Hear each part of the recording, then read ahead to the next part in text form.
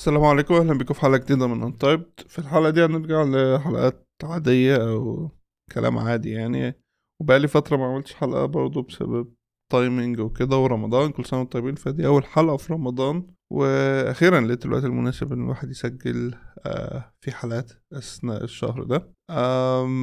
في الحلقه دي هنتكلم عن ال virtual lists. أنا كنت دخلت في discussion interesting من فترة مع شوية ناس في فرونت اند عن ال virtualists، وكنت شفت توك في زي small community كده اسمه view talks. هسيب لينك في الديسكريبشن ليه التوك ده تحديدا. يعني بيتكلم عن ال virtualists والإفكتس بتاعتهم على البرفورمانس، وبتشوف الكلام ده كله بعينك يعني. طيب ايه virtualists اصلا وايه المشاكل اللي هم بيحلوها؟ ال virtualists هي عبارة عن ان انت عندك scrollable container فيها items كتيرة قوي يعني زي مثلا اكتر من 1000 item مثلا، اللي هي عدد كبير جدا عن ان اليوزر يسكرول لو هو بيدور على حاجة معينة فيه. تمام.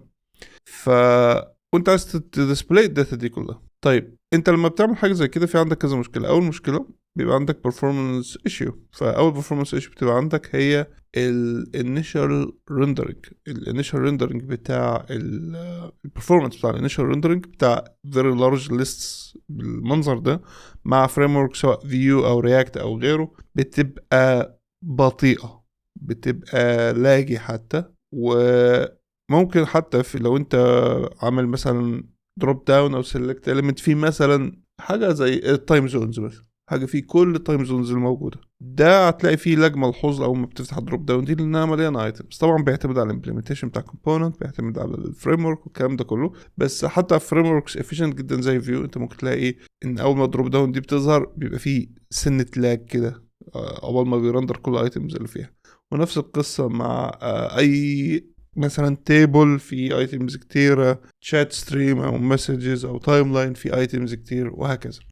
فالفكره في النهايه ان انت عندك ايتمز كتير قوي انت عايز تظهرهم كلهم او عايز اليوزر يقدر يسكرول ثرو ذم كلهم، وده بيأذي الانيشال برفورمانس بشكل كبير يعني، خاصه لو الليسته دي كبيره جدا يعني. طيب فيجي حل هنا نقول لك عن رندرهم عن طريق الجافا سكريبت. فطيب ازاي ده ممكن يحصل وازاي ممكن امبروف ده بالبرفورمانس؟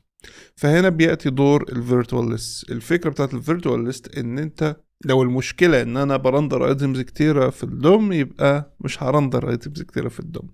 فده البريمس، ان انا اقلل عدد الدوم اوبجكتس اللي انا او الدوم اليمنتس الموجودة لايف في الدوكيمنت لعدد مانجبل اصغر بكتير. فده بيضمن لي الانيشال تايم برفورمانس هيبقى كويس وكل حاجة تانية المفروض تبقى كويسة. ف يعني الحل تحسه الى حد ما بديهي، ان انت اوكي انت بترندر كتير انا رندر قليل بس ده الحل. طيب هنعملها ازاي اصلا؟ ازاي اعرف ازاي رندر مليون ايتم بان انا ما رندرش مليون ايتم مثلا؟ فهنا الكي تكنيك بتاعتهم حاجه اسمها ويندوينج او فيو بورتنج او ايا كان. ماشي. الفكره كلها ان انت بتاسوم ان انا اوكي انا عندي كده كده اليوزر مش هيشوف المليون ايتم على نفس الشاشه.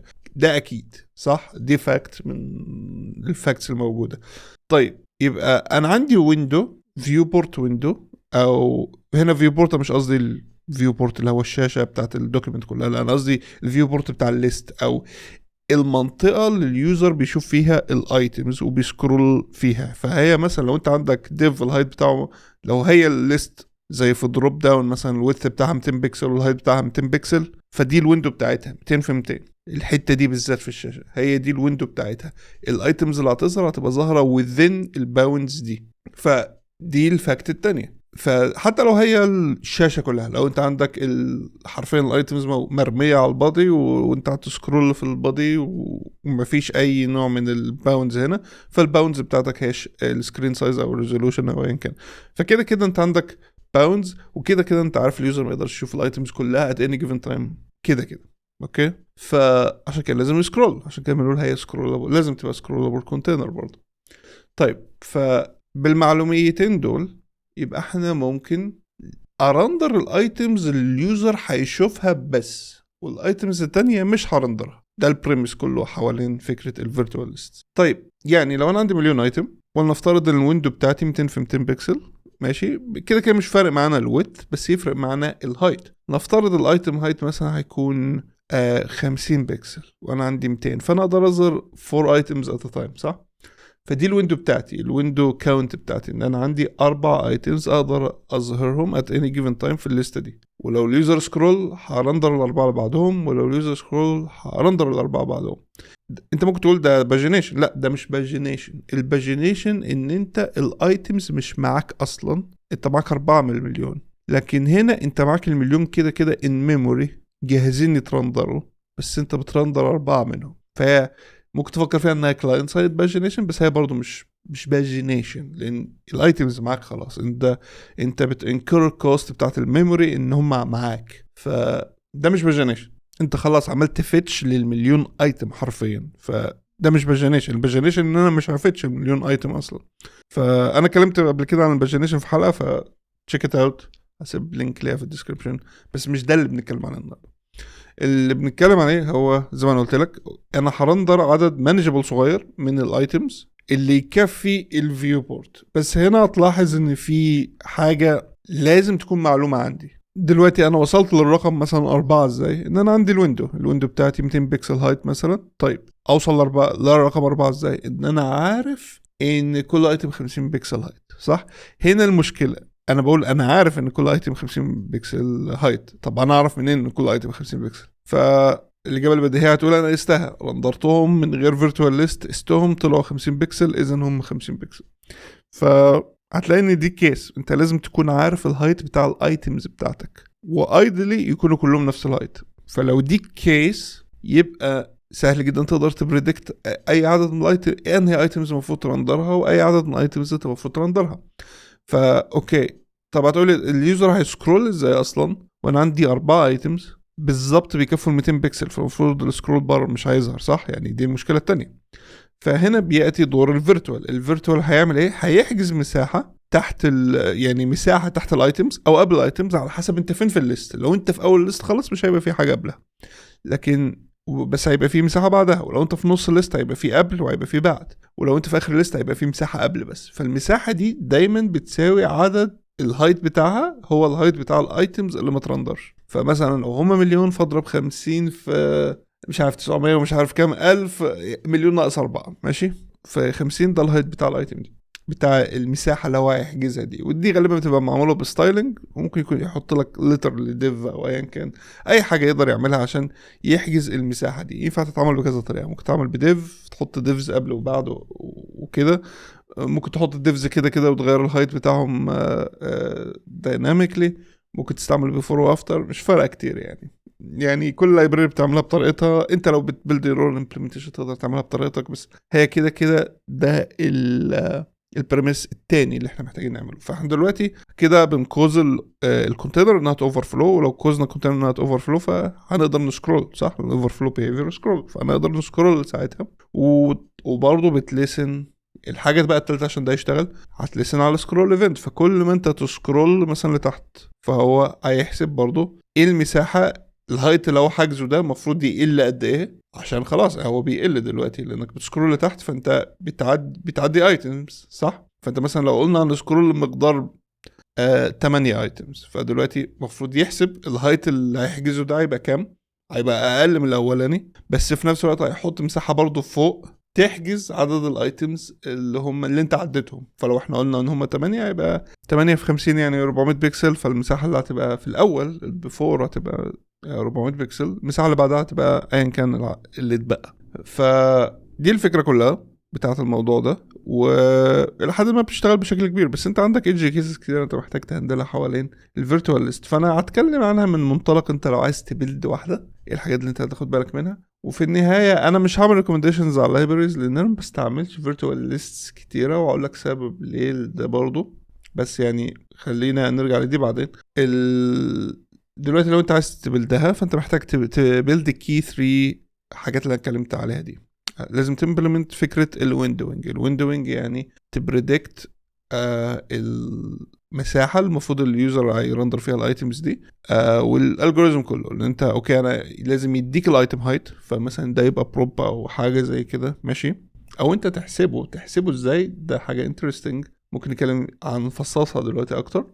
تاني حاجة انت محتاج تمبلمنتها المساحات اللي انت محتاج تحجزها قبل وبعد الليست عشان تترجر السكرول، عشان يبقى في سكرول، عشان الكونتينر نفسها تبقى سكرولابل. تاني حاجة انت محتاج تالت حاجة انت محتاج تهندلها والاخير انك تلسن على السكرول ايفنت وتحسب كل الكلام ده از اليوزر بيسكرول، وتديتكت انهي ايتمز المفروض اليوزر يشوفها، فكأنك بتديله سلايس من الليست توريها له والباقي انت بتفيرتواليزه.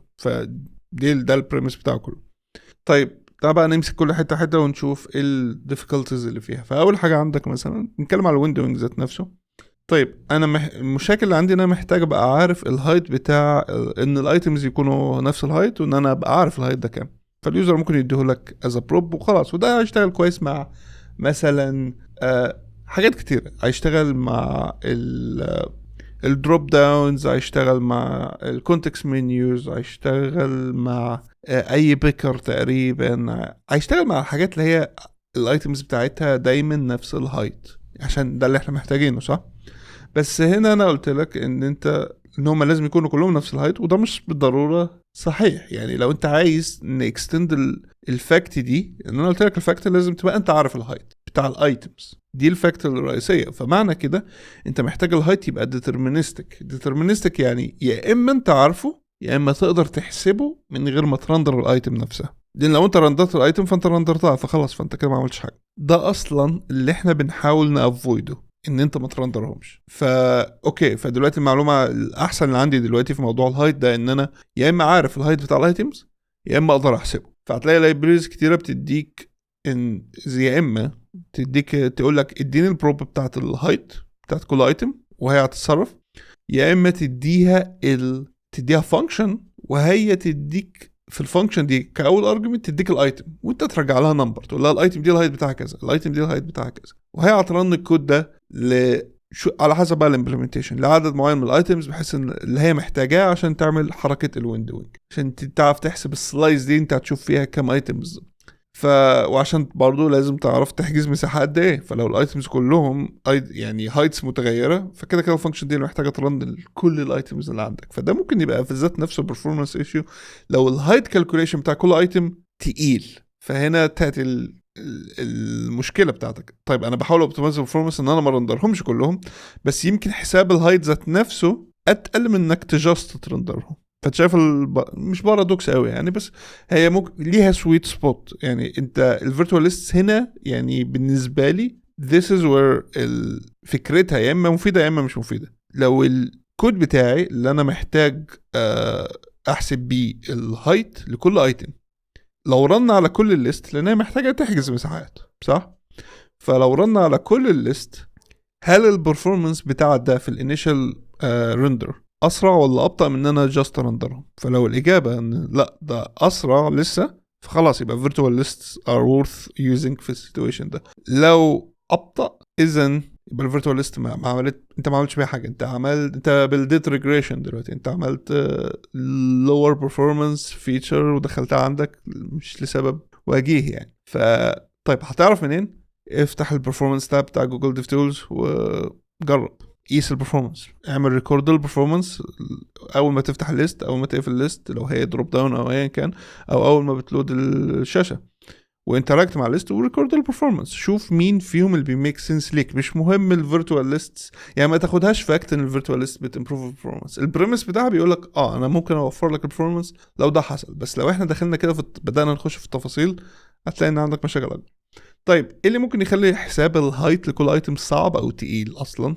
يعني خلينا نفاليديت ده. هتقول لي لا ما انا عارف كل ايتم الهايت بتاعها كذا، مظبوط، بس لو انت عارف ده ينفع مع ليست يونيفورم ليستس. بس يونيفورم ليستس يعني كلهم فيهم نفس الايتم والايتم دايما نفس الهايت، كانك بتعمل ليست اوف كاردز مثلا، كانك بتعمل ليست اوف مش عارف كاتيجوريز، ليست اوف ايتمز في كونتكست منيو في سايد بار ايا كان، بس حاجات كلها لازم تكون نفس الهايت عشان ده الفيجوالز بتاعتها ان هي نفس الهايت، مش عشان انت لازم تخليهم نفس الهايت.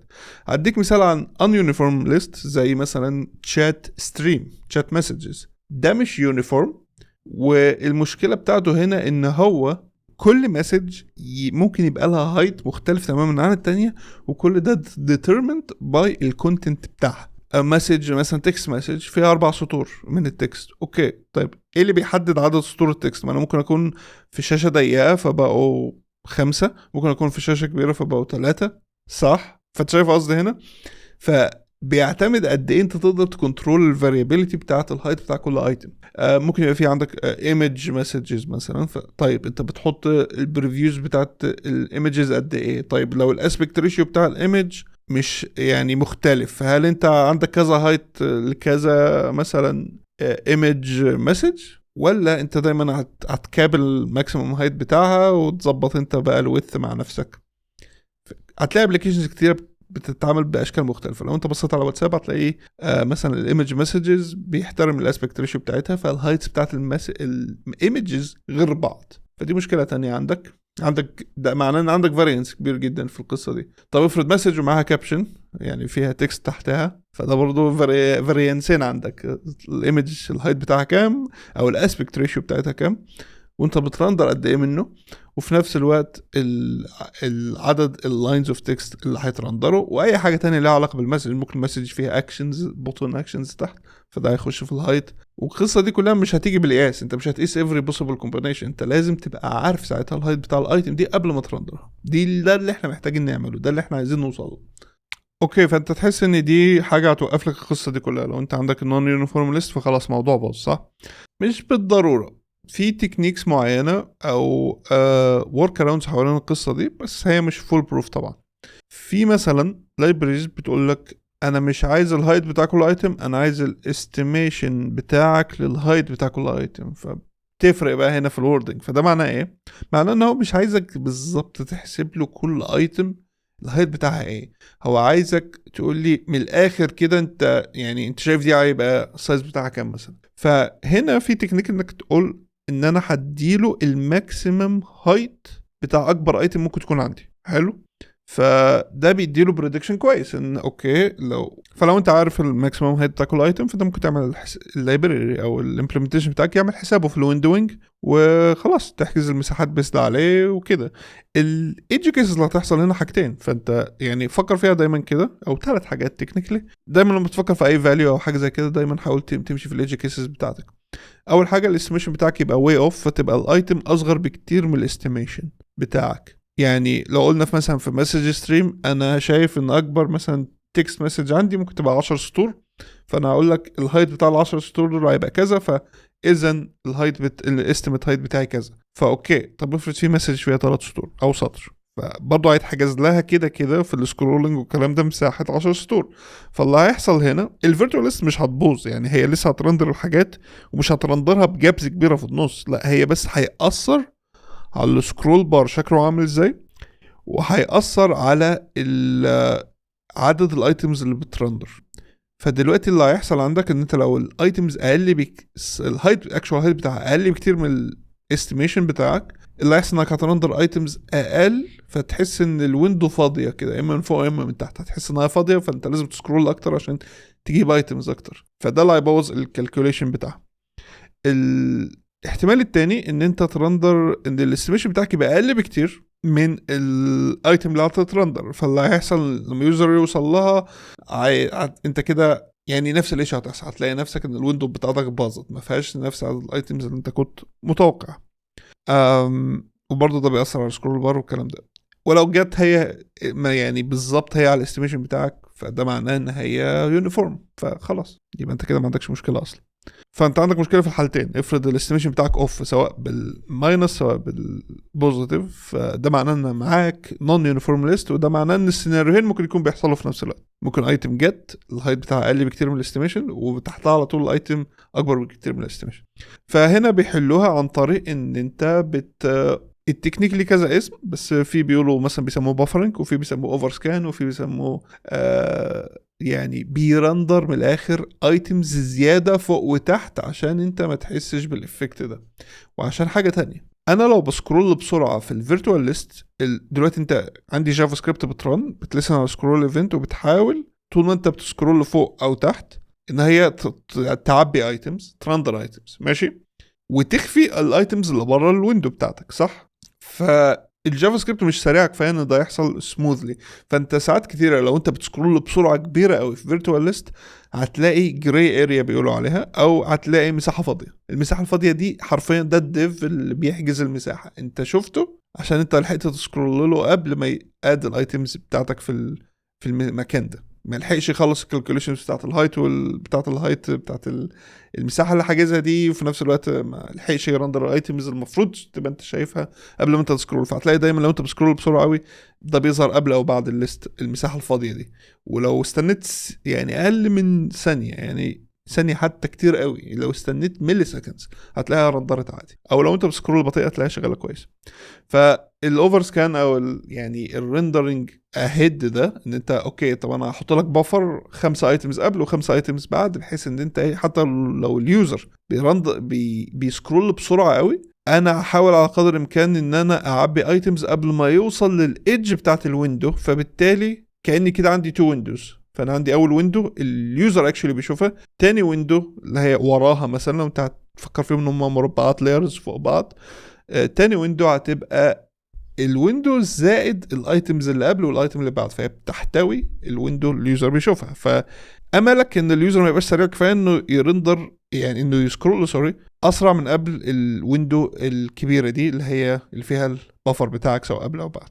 طيب اوكي فماشي، ده تكنيك كويس ممكن يحل المشكله، لكن بيعتمد برضو على قد ايه الفاريانس بتاعك في الفيرتوال ليست بتاعتك. فمثلا لو احنا بنقول ان الهايت ممكن يفرق في 20 بكسل 10 بكسل 80 بكسل 100 بكسل، يا عم محدش هياخد باله تقريبا. انا ما جربتش، انا ما اعرفش، انا شايف ان محدش هياخد باله قوي يعني. بس لو الفرق كبير قوي بين الاستيميشن بتاعك وما بين الاكشوال هايت بتاع الايتم، لا انت هيبقى عندك مشاكل كبيره جدا هنا بقى. لان احنا عندنا مثلا في الرسائل الموضوع ده صعب شويه، لان صعب بريدكت الهايت بتاع ايتم في التشات، لان بيعتمد برضو على السكرين سايز. لو السكرين كبيره كفايه عدد السطور هيزيد او هيقل، فدي حاجه انت لازم تكنترولها. ممكن تكنترولها بانك دايما تقول ان المسج بابل هتبقى ماكسيمم ويدث بتاعها كذا، فبالتالي انت ضامن ليها عدد سطور معين، وانت ضامن عدد سطور معين ده ان الويدث بتاعها ده بيشتغل على كل السكرينز حتى الموبايل. فكل ده يعتبر ممكن نقول عليه صعب ان ده يتحقق قوي، يعني صعب ان انت تعمل ليميتيشن قوي كده، يعني لان انت كده ديزاين لاصغر سكرين عندك من غير ما تتيك ادفانتج من السكرين الكبيره. فدي في حد ذاتها قصه تانية في اليو اي واليو اكس، فمش لازم ناخد فيها قوي. لكن بالعوده لموضوعنا، فان انت لازم في النهايه تبقى عندك فكره كويسه عن الهايت ده ممكن يبقى كام او يتحسب ازاي. هسيب لينك الديسكريبشن لايبراري. انا قلت مش هريكومند لايبراريز، انا مش بريكومند لايبراري دلوقتي، بس انا اللايبراري اللي انا انترست اشوفها لان انا عارف ان ناس كتير بتستعملها وفي نفس الوقت بيشكروا فيها. التانستاك فيرتوال ليست، اسمها تانستاك فيرتوال بس، فهسيب لكم اللينك ليها في الديسكريبشن، بس هتلاقي فيها بيتحقق فيها معظم الحاجات اللي انا قلتها. مثلا ان عشان تستعملها انت محتاج تبعت لها، يعني اولا هي هوك، فده حاجه عجبانيه جدا، هو بيديك هوك، والهوك دي انت من خلالها تقدر تبيلد بيها your own virtualized list، فده بيديك high level of customizability يعني. فاول حاجه بيقول لك البارامترز اللي بتاخدها اوكي انا عندي كام ايتم ماشي، فهو حتى ما بياخدش الايتمز بتاعتك، هو بياخد عدد الايتمز. تاني حاجه بياخد السكرول اليمنت بتاعك، فانت لازم تبعت له ريف ريكت ريف، انت تقول له ده الاليمنت اللي بيسكرول، دي كونتينر ولازم يبقى لها هايت ماشي عشان تبقى سكرولبل. والتالت حاجه بياخدها حاجه اسمها استيميت سايز، دي الفانكشن اللي قلت لك عليها. الفانكشن دي ممكن ترجع فيها نمبر على طول، بحيث ان تقول له انت كده بتقول له دي يونيفورم ليست، لو هي مثلا 40 بكسل كل ايتم فانت بتقول له دي يونيفورم ليست كل ايتمز فيها 40، والكاونت بتاعي مثلا 10000 يعرف يرن حساباته. ممكن تاخد اول ارجيومنت منها، اول ارجيومنت منها مش الايتم لانه ما بياخدش منك الايتمز، بس اول ارجيومنت بيبعته لك فيها الاندكس، فانت من الاندكس تقدر تجيب انهي ايتم بيحاول يستميت السايز بتاعها، وانت تديله نمبر مختلف مثلا لو انت محتاج. والتكنيك دي شغاله كويسه، ودي هتشتغل كويس في معظم اليونيفورم ليست وحتى بعضا من النون يونيفورم ليست، طول ما الاستيميشن بتاع الهايت بتاعك مش اوف قوي يعني. بس دي بالنسبه للويندوينج، دي التشالنجز اللي انا متوقع ان انت هتقابلها في الويندوينج. بس الويندوينج ذات نفسه ينفع يتعامل بكذا طريقه. طيب ازاي برندر الايتمز الفيزيبل بس؟ صح، يعني حاسس ان التفصيله دي نطينا فوقيها ويعني مش واضحه. في كذا طريقه للقصه دي. انا مش متاكد من التسميات بتاعت كل طريقه منهم، لان انا مش ما اظنش دي حاجه ستاندرايزد، هو بس implementation details. في ناس بتحطها لها كاتيجوري، في ناس لا. انا مش هدي مسميات عشان ما احاولش الخبط حد، لان انا نفسي ما اعرفش اذا كانت دي كاتيجوري الصحيحه ولا لا. بس احد الطرق ان انت تعمل بيها حاجه زي دي، ودي اللي انا شايفها كومون وموجوده وامبلمنتد في لايبرري كذا لايبرري، ان انت دلوقتي لو رجعنا خالص للبريمس بتاع الفكره بتاعتك، ان انت عندك ليست فيها مثلا مليون ايتم، بس انا مش هرندر مليون ايتم، انا هحجز مساحه تكفيهم وهختار زي هعمل سلايس كده، مربع كده في نص الليست، ده اللي اليوزر هيشوف فيه الايتمز بتاعته، دي الويندو اللي بيشوف فيها الحاجه بتاعته. فنظريا هنا ان مش بعمل سكرول خالص، صح؟ الويندو واقفه في مكانها، الهايت اللي قبلها بيزيد وبيقل، والهايت اللي بعدها بيقل ويزيد، صح؟ عشان السكرول بارز تظبط. لكن انت لحد ما لسه واقف في مكانك، صح؟ يعني لو فكرت فيها كده، انت كانك بتجري على تريد ميل، صح؟ انت واقف في مكانك وانت مش شايف غير الحته اللي انت بتجري عليها بس. يعني مش عارف المثال ده حلو ولا لا، بس ده اللي اجى في مخيلتي دلوقتي يعني وانا بتكلم. فدلوقتي اوكي، انا عشان كده اسمها فيرتوال ليست في الاخر، او فيرتوال سكرولنج، انت مش بتعمل سكرول او ريلي يعني. فاللي بيحصل هنا دلوقتي ان انا ممكن انيميت ازاي اصلا السكرولنج بالايتمز، لان انا مش بسكرول، صح؟ انت ليترالي مش بتسكرول، فازاي الايتم وانا بسكرول يبقى نصها ظاهر مثلا، او بتروح لفوق، صح؟ يعني دي التفصيله اللي احنا مثلا دي اللي كنت بحاول اتكلم عنها، او بحاول اقول ان احنا نسيناها خلاص. طب انا مش بعمل سكرول اصلا، ازاي انا بشوف الايتم بيتزحلق لفوق لتحت؟ فبالستايلنج حرفيا.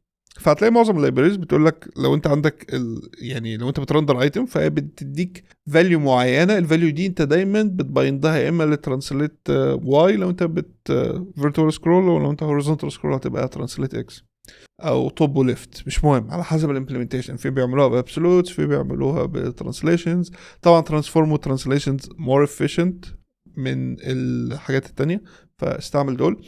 ولايبراري زي فيرتوال ستاك بتديك فاليو فعلا اسمها على كل ايتم فيرتوال اسمها ستارت، فدي اللي انت هتبايندها بالترانسليت واي، او دي اللي انت هتبايندها بالترانسفورم ترانسليت واي، او طب لو انت عايز. بس برضه مش بريكومند تستعمل الطب وليفت في اي نوع من الانيميشنز الا لو انت مضطر يعني. ف بس فانت بالطريقه دي ان انت لما اليوزر يسكرول فهو بيحسب اوكي قد ايه من الايتم دي ظاهر، فبيعملها ترانسليت، فبيبان هو فعلا بيسكرول، لكن انت مش بتسكرول، انت على تريد ميل حرفيا، انت واقف في مكانك ريلاتيفلي يعني. بس فده يعني الفكره التكنيك اللي هنا. و يعني تاني ستاك فيرتوال بيعمل القصه دي وشغاله كويس جدا من اللي انا اقدر اشوفه يعني، ومعظم اللايبرز بتمبلمنتها بالفكره دي برضه. فانا شايف ان ده باترن الى حد ما ناجح في الامبلمنتيشن بتاعها. فبس دي حاجه تبقى اوير بيها ان هي محتاجه ستايلنج عشان ده كل ده يشتغل، مش بس جافا سكريبت، لا جافا سكريبت وستايلنج واختيارك تانيميت ايه مش تانيميت ايه، انهي بروبرتي تبيضها ممكن ياثر في البرفورمانس وخلافه يعني. فالموضوع مش سهل قوي يعني زي ما انت فاكر، الموضوع فيه تعقيد كبير. انا كده خلصت حوالين الفكرة امبلمنتيشن، لو انا جيت اعملها ازاي والقصة دي كلها. فتعالوا نقفل الحلقة بشوية نوتس. النوتس دي ممكن تطول شوية بس مش قوي برضو.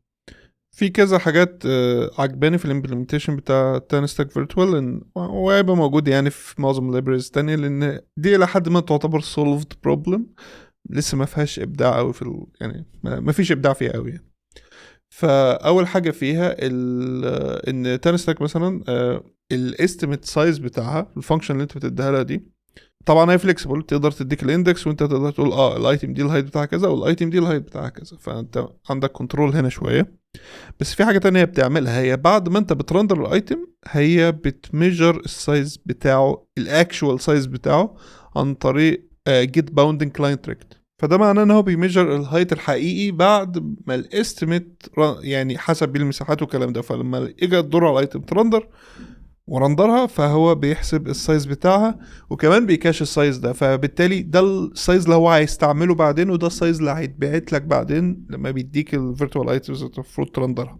فده معناه ان هو الاول بيبدا في الانيشال، بيبدا في الاستيميت، بعد كده بيبعت لك الاكشوال هايت عن طريق جيت باوند كلاينت ريكت. جيت باوند كلاينت ريكت نفسها مش اكتر حاجه performant، بس يعني لو اتعملت كتير، بس هو بيعملها الايتمز المترندره بس وبيكاشها، فمش محتاج نرندرها تاني. فانا شايف دي improvement كويس جدا للامبلمنتيشن ده، ودي حاجه تخليك لو انت بتعمل your own implementation دي حاجه انت تدور عليها او تحاول تعملها بنفسك، عشان هتمبروف الاكسبيرينس بشكل كبير جدا، وهتقلل مشاكل اللي انا قلت لك عليها بتاعه الايدج كيسز بتاعه اللي هي اوكي افرض الاستيميتس بتاعتك اوف، فخلاص انت بتستعملها مره واحده عشان ترندر، ولو انت اوف خلاص يا عم مش مشكله، انا رندرت شويه ايتمز زياده او رندرت شويه ايتمز اقل، كده كده يعني هتصلح نفسها في الاخر. فده كويس. تعالوا نتكلم على الحاجات مثلا اللي انا شايفها قد تكون مش كويسه في الفيرتوال ليس عموما. اول حاجه هنا ودي اللي هتتضرب بالنار وملهاش حل قوي، يعني الاكسسبيلتي. يعني ايه اكسسبيلتي؟ واحد، الايتمز اللي مش مترندره مش موجوده اصلا في الدوم، فبالتالي مفيش سكرين ريدر هيجيبهم، و الفيرتوال سيئه جدا في الاكسسبيلتي. يعني انت لو استعملتها يبقى انت كده بتختار تضحي بالاكسسبيلتي. فمن ضمن المشاكل اللي هتواجهك في الاكسسبيلتي السكرين ريدرز. دلوقتي بقى عندك ايتمز كتيره مش مترندره، فهو والسكرين ريدرز مش بتسكرول قوي، يعني صح، السكرين ريدرز مش بتسكرول، هو اليوزر بيقعد يدوس، بيستعمل الكيبورد عشان النافيجيشن ده اولا. فده عندك مشكله تانية الفوكس. فانت دلوقتي الفوكس هيبقى دايما على الايتمز اللي جوه الليست، فانت محتاج تهندل كمان لما الفوكس هيسيب ايتم ولسه في ايتمز بعدها، فالمفروض يروح الايتم اللي بعدها، فاهم حاجه زي كده. ففي النهاية انت لازم تجرب تشوف الفوكس نافيجيشن ده يخليه رندر الايتمز صح يعني هيموف بشكل ناتشورال ولا لا، بس في النهاية برضو ده ممكن ما يكونش كفاية عشان السكرين ريدر. فانت لازم بشكل رئيسي جدا ان انت تهندل الفوكس كويس جدا في القصة دي، عشان السكرين ريدر يعرف يشتغل مع حاجة زي كده كويس. في مشكلة تانية برضو في الاكسسبيليتي، ودي حاجة انت بتستعمل انا وانت بنستعملها، وهي find in page. يعني كماند اف او كنترول اف، انت بتستعملها عشان عندك لستة كبيرة وبتدور على تكست معين فيها، مش مهتم بالموجود فيها، صح؟ دي مش هتشتغل خالص مع الفيرتوال ليست وملهاش حل تقدر تهندله، دي فيتشر في البراوزر مش فيتشر في الجافا سكريبت عندك، فانت ما تقدرش تحلها قوي يعني. ده على حد علمي، يمكن يكون في اي ايز جديده شغالين عليها. انا سمعت ان في جلبه هناك حوالين فايند ان بيج كاي بي اي ذات نفسه، لكن انا ما اعرفش خالص اذا كان في حاجه تقدر تستعملها عشان تحل المشكله دي ولا لا. بس على حد علمي as of today ما فيش حاجه تقدر تستعملها تقدر تحل لك مشاكل فايند ان بيج مع الفيرتوال ليست. الايتم مش رندرت في الدوم فخلاص مش هتشتغل الموضوع بالبساطه دي. فدي كونسيرنز لازم تكون عامل حسابها كويس جدا. هل انت كيوزر لايكلي تستعمل حاجه زي كده؟ ممكن لو انت عملت فيرتوال ليست بالمنظر ده ساعتها تقدر تدي اليوزر بديل، تدي له سيرش بار مثلا، ولما يسيرش فيه تفلتر الايتمز وخلاص، ويبقى الموضوع الى حد ما مش هقول اتحل، بس يبقى الموضوع بقى مانجبل شويه، ان هو على الاقل يقدر يدور على اللي هو عايزه بطريقه تانية، ان انت محرمتوش من كماند اف. لان صدقني كماند اف لما بلاقي حد بيوفرايدها ومش شغاله بسبب حاجه زي كده الواحد بيتعصب شويه، لان هي من الحاجات اللي انت كيوزر بتكسبكتها موجوده على طول، صح؟ وانا جلتي ان انا اوفرايدها قبل كده بس يعني دي من الحاجات اللي بتضايق جدا حد يعمل زي كده، بس بيعتمد طبعا على كل ابلكيشن نيدز وطبيعه الابلكيشن انت بتبلده في الاخر. فدي حاجات تاخد بالك منها جدا في موضوع الاكسسبيلتي. متاكد ان في حاجات تانية، انا مش اكسبرت باي اني مينز في الاكسسبيلتي، بس يعني خلي ده in your mind، ولو دي قصه مهمه بالنسبه لك consider يعني احسبها كويس قبل ما تستعمل فيرتوال ليست ولا لا، لو دي حاجه مهمه بالنسبه لك. في شويه حاجات تانية، في بقى نيوانسز في البرفورمانس. انا قلت لك في الاول ان احنا بنوبتمايز الانيشال ريندرنج برفورمانس، لان انا عندي ايتمز كتيره مترندره، صح؟ لكن بعد ما بيترندر انيشالي السكرولنج بيبقى سموز وسريع وكل حاجه، صح؟ طيب في الفيرتوال ليست في تريد اوف تانية بتحصل هنا. في الفيرتوال ليست انت بتافويد ترندر مليون ايتم، فالانيشال ريندرنج بيبقى اسرع بكتير، لكن طول ما انت بتسكرول في ري ريندرنج قاعد يحصل، ما كانش بيحصل قبل كده مع الليسته العاديه اللي من غير فيرتوال. فانت هنا عندك incurred runtime performance او incurred scrolling performance ما كانش موجود قبل كده. فانت هنا عشان تقول لي طب ده worth it ولا لا، انت قيس وقول لنفسك، ما تستناش حد يديك جنرال رول. يعني شوف كل ابلكيشن ليه طبيعه مختلفه. ممكن انت مش بترندر ديفز زي معظم الاكزامبلز اللي بتوريك، ممكن انت بترندر كومبوننتس معقده الريندرنج نفسه بتاعها هيفي، فيمكن الانيشال ريندرنج دي هيت انت ممكن تاخدها، لكن السكرولنج بيرفورمانس اللي هيحصل بعد كده دي ما ينفعش تاخدها، لان هيخلي السكرولنج بيهيفير لاجي، واليوزر هيشوف بلانك سبيسز، لان هو مش هيلحق يرندر ويحسب المساحات وكل ده، لان الايتم ريندرنج نفسه هيفي. فده ممكن يكون مؤذي بالنسبه لك يعني كيوزر، وان انت لا يبقى انا كده عندي هي محلتليش برفورمانس، لا هي عملت لي برفورمانس اسوأ. فانت لازم تتست وتشوف الموضوع ده بنفسك. معظم الاحيان ده مش هيحصل قوي يعني، بس ستيل ممكن يحصل، ستيل ثيوريتيكلي ممكن يحصل بيزد على ازاي الحاجه دي بتشتغل. فانت قيس وشوف، ممكن تكون انت عندك الكيس حاجه زي كده. في طريقه تانية خالص، ممكن ده يقول لك ان انت مش يعني لو لقيت ان الفيرتوال ليست مش شغاله معاك خالص بسبب اي واحد من الاسباب اللي انا قلتها او خلافه، ده ممكن معناه ان انت مش لازم ترندر كل الايتمز اللي في الليست. ما تعمل باجينيشن، ليه انت محتاج توري اليوزر مليون ايتم؟ صح؟ فده السؤال اللي انت لازم ترجع له دايما، او ده المفروض السؤال اللي تبدا بيه. انا شايف الفيرتوال ليست هي عباره عن حاجه بتطلعك من مأزق مش اكتر. انت بقيت مضطر ترندر مليون ايتم، مش لازم مليون يعني، انا قاعد اقول مليون كرقم وخلاص، لكن لا، ممكن يبقوا 1000، ممكن يبقوا 100، يعني مش مهم الرقم بالنسبه لك يبقى ايه، طول ما هو رقم الى حد ما نسبيا كبير وانت محتاج تفيرتواليزه او محتاج توبتمايزه بشكل ما. فالسؤال اللي انت محتاج ترجع له هنا، ليه انا محتاج ارندر العدد ده من الايتمز من البدايه؟ ما انا ممكن اباجينيت، صح؟ اباجينيت وخلاص. فكده اليوزر مش محتاج اصلا يشوف العدد ده من الايتمز ويوصل للي هو عايزه اسرع. يعني مثلا حاجه زي التايم زونز، عندك دروب داون فيها تايم زونز، وتايم زونز كتيره جدا. فدلوقتي انا ممكن افيرتواليزها واحط اليوزر سيرش بار وخلاص، او ممكن اخلي اليوزر يكتب اسم السيتي بتاعته وانا اجيب له اقرب مدينه موجوده فيها وخلاص. اخلي اليوزر هو اللي يبقى اكتف في القصه دي، اقول له اديني اسم السيتي بتاعتك وانا هطلع لك اقرب ماتشز ليها. فانت دايما بتوري له فلترد ليست دايما، فبالتالي انت اوريدي وفرت جزء كبير من المشكله، وفي نفس الوقت مش محتاج ترندر الايتمز كلها ات اني جيفن تايم خالص. فدي باترن الناس بتستعمله كسجست ليست في كومبوننتس كتيره. ممكن تعمل كده، ممكن استعمل اكشوال باجينيشن، اعمل باجينيشن من الاي بي اي. انا ليه ارندر مليون ايتم؟ هاخد يا عم اول 50 وارندرهم، بعد كده لو شاف اللي بعدهم تاني 50 وهكذا. فانت مش محتاج يبقى عندك مليون او الرقم اللي انت محتاج تفيرتواليزه ات اني جيفن تايم على طول. يعني الموضوع ده سخيف شويه ومش فاكت، مش لازم ترندره كله اصلا. انا شايف ان هي مأزق انت حطيت نفسك فيه، ان انت محتاج ترندر عدد ده من الايتمز لان كان السبب، وبسبب ان العدد ده كبير قوي لدرجه ان البرفورمانس بقى عندك مشكله فيه، فانت محتاج تفيرتواليز الليست دي عشان عندك اكشولي برفورمانس ايشيو. وبرضه يعني انا شايف ان انت ملهاش لازمه تفيرتواليز كل الليستس اللي عندك، لا فيرتواليز البروبلماتيك ليست اللي هم اكشولي محتاجين البرفورمانس ده، لان انت بتدفع حاجات كتيره في المقابل زي ما انا قلت من ناحيه الاكسسبيليتي وكده، ما كانش لازم تدفعهم. فكيب كل ده ان مايند. بس انا عني الحلقه هنا، واتمنى تكون دي ادتك اوفر فيو كويس جدا عن الفيرتوال ليست، عن ميزاتها وعيوبها، وممكن ده يديك يعني بيتر اندرستاندنج لما تيجي تستعملها في البروجكت بتاعك اللي جاي. ان شاء الله هيبقى في حلقه جايه، هحاول تبقى الاسبوع الجاي ان شاء الله، واشوفكم ساعتها ان شاء الله. مع السلامه.